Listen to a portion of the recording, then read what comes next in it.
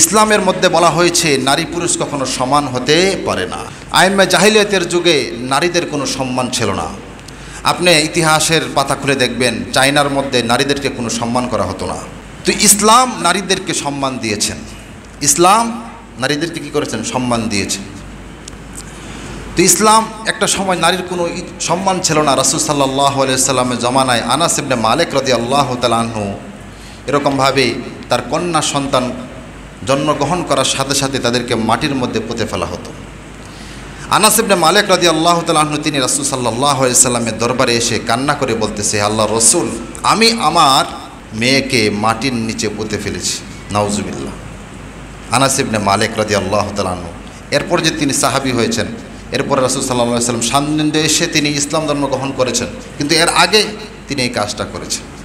ওই আইম্মাতে জাহিলিয়াতের যুগে নারীদের কোনো সম্মান ছিল না। এর কারণ হলো যুদ্ধের আগে তো যুদ্ধের একটা অবস্থা ছিল, পুরুষ হয়েছ তো যুদ্ধ করতে হবে, সময় অসময়ে যুদ্ধে লিপ্ত হতে হবে। তো এক পর্যায়ে নারীদের কোনো কাজে আসতো না, তাদেরকে নিয়ে একটা মুসিবতের মধ্যে পড়ে যেত। তারা পালাইতেও পারে না, ভাগতেও পারে না, কোনো কিছু করতে পারে না, দুর্বল জাতি। তখন তাদেরকে এরকমভাবে অসম্মান করা হতো। ইসলাম শরীয়ত এসে রাসূল সাল্লাল্লাহু আলাইহি ওয়াসাল্লাম এসে এই নারীদেরকে সম্মান দান করলেন। ইসলাম নারীদেরকে সম্মান দান করলেন। হিন্দুরা এখনও নারীদেরকে ওই পরিমাণ সম্মান দান করে না। তাদের যে সমস্ত গ্রন্থ রয়েছে, হিন্দুরা এখনও নারীকে ওই পরিমাণ সম্মান দান করে না। বিবাহ হয়ে যাওয়ার পরে সম্পত্তির ভাগ নারীরা পায় না হিন্দু ধর্মে, কিন্তু আমাদের ধর্মে, মুসলমান ধর্মে নারীদেরও সম্পত্তির ভাগ রয়েছে। স্বামীর ভাগ থেকেও পাবে, বাপের বাড়ি থেকেও পাবে, সন্তান যদি মৃত্যুবরণ করে সন্তানের ভাগও পাবে, সব দিক দিয়ে পাবে। তাকে আল্লাহ রাব্বুল আলামিন কি করছেন? সম্মানিত করেছেন। এই জন্য ওয়াতুআ আর-রাজুলু ইমরাআতাহু যে হাদিসটা তিনি বলেছেন, এটা হলো স্বাভাবিক বিষয়, কোরআন হাদিসের ভাষ্য। যদি এটার ব্যতিক্রম হয়, পুরুষ নারীকে শাসন করবে, যখন নারী পুরুষকে শাসন করা শুরু করবে, তখন এরকমভাবে আযাব নেমে আসবে, গজব নেমে আসবে, মুসিবত নেমে আসবে। কথা বলেন ঠিক কিনা? এটা হাদিসের ভাষ্য অনুযায়ী বলতেছি। ওয়াতুআ আর-রাজুলু ইমরাআতাহু ওয়া আদনা সাদীকাহু ওয়া হাক্কা আবা। আজকে সমাজের মধ্যে শিক্ষিত সমাজ, সুশীল সমাজ যাদেরকে আমরা দেখি, তারা এরকমভাবে অধিকাংশ শিক্ষিত সমাজের পিতা মাতাকে বৃদ্ধা আশ্রমে রেখে আসে। কথা বলেন ঠিক কিনা? কিন্তু আপনি একটাও পাবেন না একটা আলেমকে, একটা ওলামার মা পিতা মাতাকে এরকমভাবে বৃদ্ধা আশ্রমে রেখে আসে। তারা জানে পিতামাতার মর্যাদা, পিতামাতার সম্মান তারা জানে। কিন্তু সুশীল সমাজ, শিক্ষিত সমাজ কি করে? পিতামাতাকে বৃদ্ধা আশ্রমে রেখে আসে। আমি মনে করি ইমামুন আদিল ওয়া শাবুন নাশা ফি ইবাদাতিল্লাহি তাআলা, যেই পুরুষ এই কাজগুলা করে, আল্লাহ রাব্বুল আলামিন বলতেছে তাদের উপর লানত বর্ষণ। কি বর্ষণ হোক? তাদের উপর লানত বর্ষণ হোক।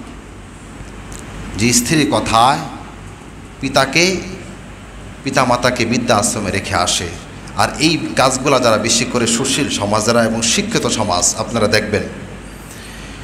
তো এই হাদিস দ্বারা এটা প্রমাণ করে যে যখন হাদিসের এরকমভাবে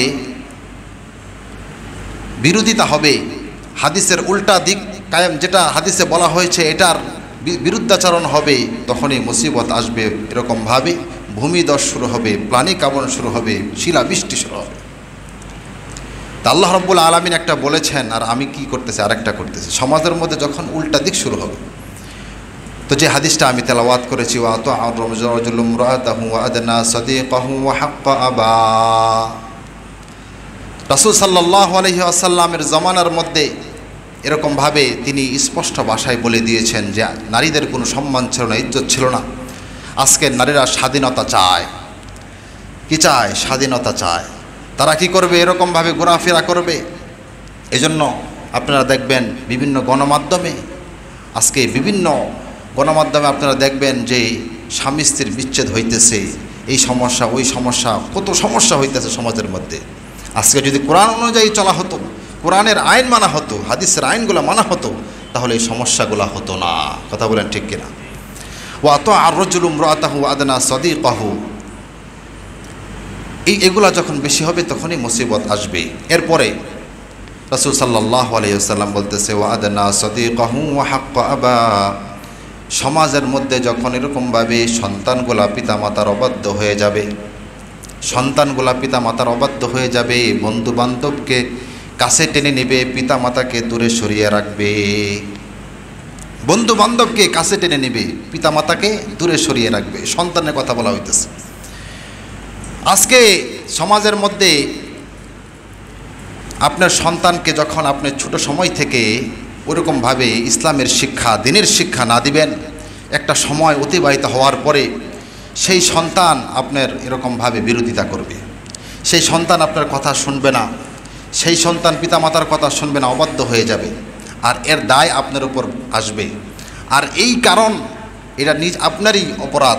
কারণ হলো আপনি আপনার সন্তানকে ছোট সময় থেকে, অল্প বয়স থেকে তাকে এরকমভাবে দ্বীনের শিক্ষা দেন নাই, মসজিদে নিয়ে আসেন নাই নামাজের জন্য। তো এরকম প্রশ্ন আসতে পারে, তো আমি নিজেই তো নামাজ পড়ি না, আমার সন্তানকে কিভাবে বলবো? রাসূল সাল্লাল্লাহু আলাইহি ওয়াসাল্লাম বলতেছে, ইয়া আইয়ুহাল্লাযীনা আমানু কু আনফুসাকুম ওয়া আহলিকুম নারা, তুমি এরকমভাবে সর্বপ্রথম তুমি নিজে বাঁচো, এরপরে তোমার পরিবার পরিজনকে বাঁচাও জাহান্নামের আগুন থেকে। আগে নিজে বাঁচতে হবে। নিজে যখন ঠিক হয়ে যাব তখন আমার সন্তান অটোমেটিক ঠিক হয়ে যাবে।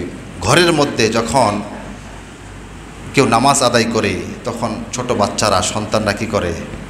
এসে পিতার সাথে নামাজ আদায় করে, এরকমভাবে রুকু দেয়, সেজদা দেয়, এভাবেই তো শিখবে। এই শিক্ষাটা তাদেরকে দিতে হবে, দ্বীনের শিক্ষা তাদেরকে দিতে হবে। এরপরে বলতেছে ওয়াদানা সদিকাহু হাক্কা আবা, বন্ধু বান্ধবকে কাছে টেনে নেবে। দেখেন আজকে শৈশব যখন আসে, একটা বয়স অতিক্রম হয়, 10 বছর, 12 বছর, 15 বছর, ওই সময় ওই অবস্থার মধ্যে তার এরকমভাবে বন্ধু বান্ধব হয়, অনেক বন্ধু হয়, বান্ধবীও হয়। তো ওই অবস্থার মধ্যে সে এরকমভাবে রাতকে রাত, দিনকে দিন তাদের সাথে আড্ডাবাজি করে, গল্প গুজব করে।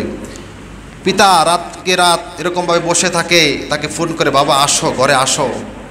তখন ওই সন্তান বলে, আমি এখন বন্ধু বান্ধবের সাথে কথা বলতেছি, আড্ডা মারতেছি, এখন আমি ঘরে আসতে পারবো না, আমি এখন কি করতে পারবো? ঘরে আসতে পারবো না। এই যে একটা অবাধ্যতা, এই অবাধ্যতার কারণেও এরকমভাবে কিয়ামতের আলামত এগুলা, আর এর কারণেই মুসিবত আসবে, এর কারণেই মুসিবত আসবে। তো এই যে একটা অবস্থা তৈয়ার হয়েছে সমাজের মধ্যে, আজকে অহরহর জায়গায় ঘটতেছে। এরকমভাবে অনেক সময় অনেক বাচ্চাদেরকে নিয়ে আসে, বলে যে হুজুর আমার সন্তান তো কথা শোনে না, আমার সন্তান তো এরকমভাবে অবাধ্য।